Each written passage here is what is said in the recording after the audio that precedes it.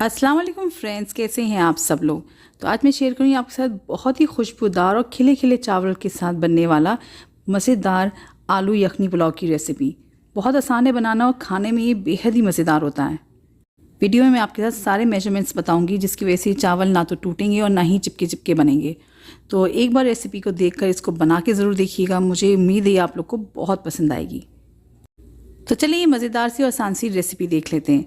सबसे पहले हमें यहाँ पे यखनी बनानी होगी पुलाव के लिए। अब चिकन नहीं है तो हमें आलू के लिए यखनी अलग से बनानी होगी। तो यहाँ पे मैंने देखिए पैन के अंदर 1 लीटर के करीब पानी डाला है।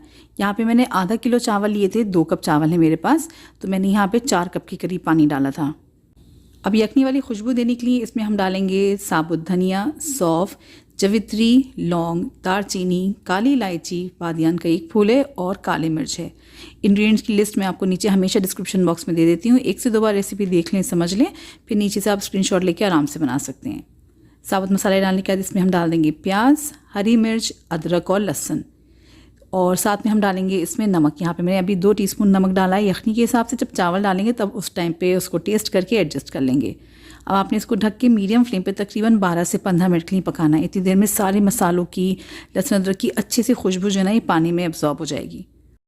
तो देखिए फ्रेंड्स, ये परफेक्ट सी यखनी बन के तैयार हो गई है। अब आपने इसको छान लेना है और पानी को अलग कर लेना। जो साबुत मसाले डाले थे ना उसमें से मैंने दालचीनी, बादियान का फूल और जो जवित्री थी ना वो मैंने निकाल ली थी, जो मैं पुलाव में इस्तेमाल करूँगी। आगे उसे फेंका नहीं था।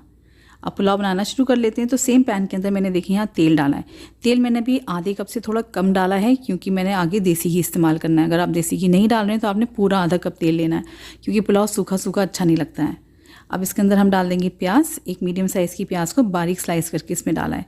तो बेसिकली आपने मीडियम फ्लेम पे प्याज को जो है सुनहरा कर लेना है। तो देखिए प्याज पे प्यारा सा सुनहरा रंग आ चुका है। तो इसको हम निकाल के एक प्लेट में अलग रख लेंगे। इसको हम आगे रेसिपी में इस्तेमाल करेंगे, वो मैं आपको बताऊंगी जब इसको कब इस्तेमाल करना है। अब बचे हुए तेल के अंदर हमने इसमें डाल देना है 1 तेज़पात और आधा चम्मच के करीब सफ़ेद ज़ीरा। साथ में डालेंगे खुशबू के लिए 3 हरी इलायचियाँ। इसको बस हल्का सा फ्राई कर लेंगे। हल्की सी इसमें से जब खुशबू निकलने लगेगी फिर इसमें हम डालेंगे आलू। यहाँ पे मैंने तकरीबन 450 ग्राम के करीब आलू लिए थे और इसको छोटे पीसेस में कट कर लिया है। तो आलू आप जितना छोटा या बड़ा रखना चाहते हैं ना उस हिसाब से काटिएगा। ज़्यादा बड़े पीसेस होंगे तो उसको पकने में थोड़ा टाइम ज़्यादा लग जाता है। अब आलू को आपने मसाले के साथ ना मीडियम फ्लेम पे फ्राई कर लेना है। तले हुए आलू का ना फ्लेवर पुलाव के अंदर बहुत अच्छा आता है। आप चाहें तो ये स्टेप बिल्कुल स्किप कर सकते हैं, आलू को ना फ्राई करें, मगर एक बार करके देखिएगा फ्राई तो आपको लगेगा कि हाँ बहुत फ़र्क पड़ता है। और फ्रेंड्स, आज की ये रेसिपी आप किस शहर से, किस कंट्री से देख रहे हैं मुझे कमेंट सेक्शन में ज़रूर बताइएगा, ताकि मैं आपका शुक्रिया कर सकूँ। तो देखिए अच्छे से आलू पे सुनहरा रंग आ चुका है। अब इसके अंदर हम डाल देंगे लहसुन अदरक का पेस्ट। 1 टीस्पून डालेंगे, बहुत ज़्यादा नहीं डालना है। लहसुन अदरक को भी जो है ना आलू के साथ मिक्स करेंगे और इसके साथ आलू को मज़ीद 30 to 40 सेकेंड्स के लिए और फ्राई कर लेंगे, ताकि लहसुन अदरक की जो कच्ची स्मेल है ना वो ख़त्म हो जाए। लहसुन अदरक भुन जाने के बाद मैंने फ्लेम को लो कर दिया था और इसमें मैं डाल रही हूँ 2 टेबलस्पून के करीब दही। ये अच्छे से फेंट के मैंने इसमें डाला है और फ्रिज से भी पहले निकाल दिया था, ताकि थोड़ा रूम टेम्परेचर पे आ जाए। इससे ना दही फटता नहीं है। अब आपने जल्दी जल्दी चम्मच चला के दही को ना आलू के साथ मिक्स कर लेना है और इसको जो ना बस 1 से 2 मिनट ही लगेंगे फ्राई होने में, क्योंकि थोड़ी सी क्वांटिटी है ना दही की, तो ये जल्दी भुन जाता है। और जब दही भुन गया फिर मैंने इसमें 1 छोटे साइज़ का टमाटर और हरी मिर्च डाल दी है। टमाटर को पहले से डाल के हमने गलाना नहीं है, वरना बहुत ज़्यादा वो सॉफ्ट हो जाएंगे तो चावल जो है ना थोड़े से चिपके चिपके बनते हैं, भारी बन जाते हैं। सब चीज़ों को हल्के हाथ से मिक्स कर लिया है। फिर जो प्याज हमने फ्राई की थी ना उसमें से थोड़ी सी प्याज मैं अभी डाल रही हूँ, बाकी मैं ऊपर गार्निशिंग के लिए डालूंगी, उसके लिए रोक लिए। प्याज डाल के आपने सब चीज़ों को मिक्स करना है और तकरीबन बस 1 मिनट के लिए इसको और भून लेना है। सारी चीज़ें जब फ्राई हो गई अच्छे से, फिर मैंने इसमें जो यखनी बनाई थी ना उसका पानी डाल दिया है। तो देखिए मैंने 1 लीटर पानी इस्तेमाल किया था, लेकिन अब ये तकरीबन 750 ml के करीब पानी बचा है। तो जो है अब ये बिल्कुल चावलों के हिसाब से परफेक्ट है। अगर आपका पानी किसी वजह से कम हो जाता है तो आपने इसमें नॉर्मल पानी मिक्स कर लेना है।